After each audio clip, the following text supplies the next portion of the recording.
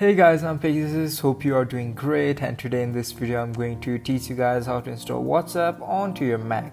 So without wasting any time, let's get started. So you can download WhatsApp either through App Store or by using Chrome.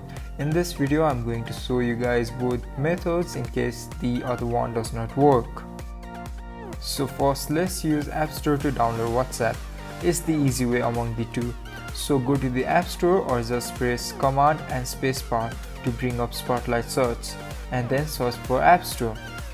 Then go to the Search tab and search for the WhatsApp.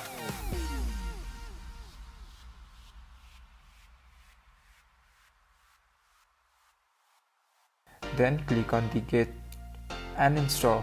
As you can see, WhatsApp is being installed on my Mac. So the second way, go to a web browser and go to this site.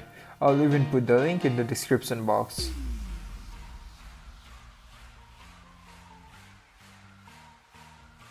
Then click on download for Mac OS.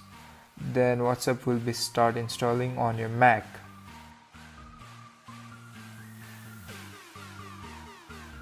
Once done, drag and drop the app.